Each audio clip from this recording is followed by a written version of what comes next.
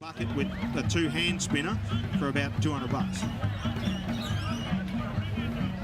Yeah, well, I got 20 hives and I've got a little 3-frame extractor. Takes me all day to extract 80 odd frames, but yeah.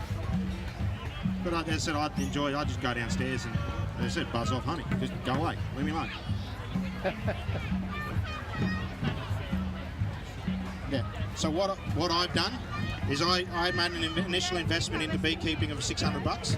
Okay, to buy my first hive and all my gear. Once I sold that honey, that went into a jar. Then I bought more boxes, and then once I got more honey, that went into the jar. That then bought this. Yeah, I'm now up to 20 hives. Don't do that. I've still got a full-time job. This is a hobby. So yeah. Right. If you've got any more questions, queries, or comments, guys, or want to have a try of the honey, I've got some tasting platters over there. Come on over, have a play, have a look at some bees. But other than that, thank you very much. Thank you. You could spend anywhere from $400 to $600 odd, okay, on a suit, a smoker, a hive tool, a bee brush, and that's about it. Right? The best part about it, from there, these boxes will last you 20 years. The hive I've got at Balcatta, I pulled 310 litres of honey off last season. Okay, you sell that at $10-15 a kilo. It pays for itself pretty good. Top corners will be honey. There's a little bit of honey up top there. This shiny stuff here is pollen, okay? And what they do there is that frame is about 2 seasons old. It's darker, okay? So they have, over a course of 2 years, taken a wax foundation, drawn that out into those cells, and this would have been in the brood box at some point because it's darker, and the reason why it's darker is you've got those, as I spoke about before, the casings of the bee that are left behind as they hatch, right? So what I've done with that one is that one needed to be renovated, so I've taken it out of the brood box when it had baby bees on it, put it in the top box. As those baby bees hatch, the bees now put honey into it.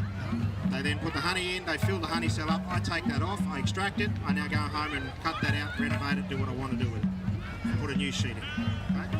But during the 2 years that that's been in the hive, that would have been in and out of the hive 5, 6, 7 times, okay, with the honey in it. Right?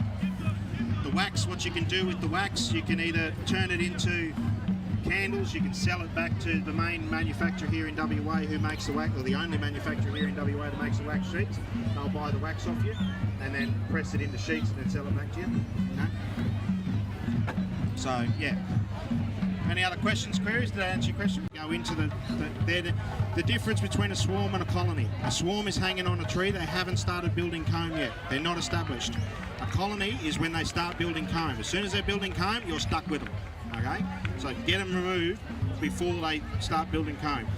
What I do is I go in, because that comb has got honey and nectar and bees, baby bees in it, I go and cut that comb off.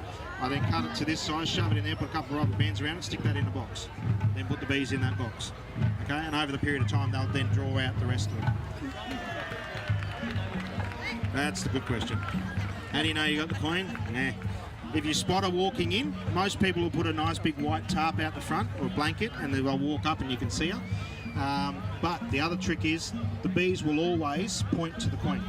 So if you disturb them, if you watch very carefully on the ground, all the bees on the outside of the swarm will have their backsides in the air, their nasonov gland fanning like crazy. They're telling it, they're getting off a pheromone pointing towards the bee. Okay?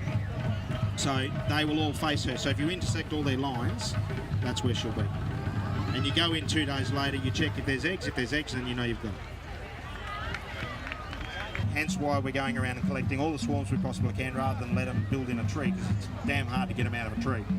So swarms you can generally pick up. Most people will ring you. You go out, shake them off a tree, put them in the box, and congratulations, you've now got bees.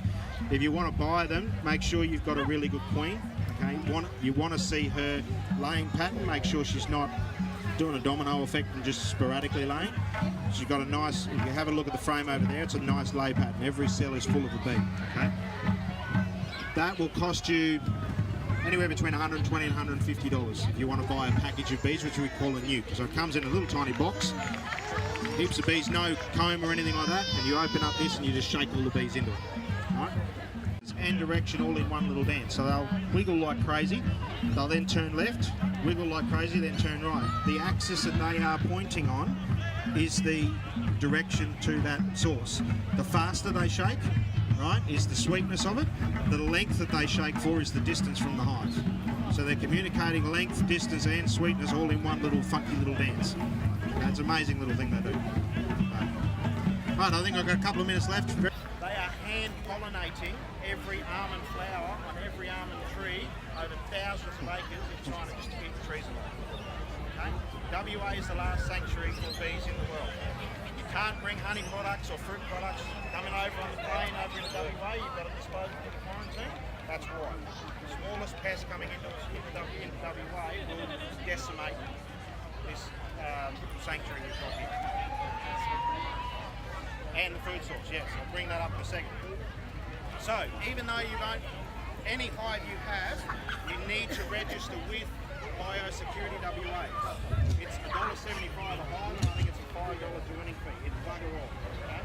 But you then go on to register, you get given a brand, WE1, right? The second digits here is when I made the box, just gives me a tracking of how old the boxes are. You get given a brand. Every bit of your equipment needs to have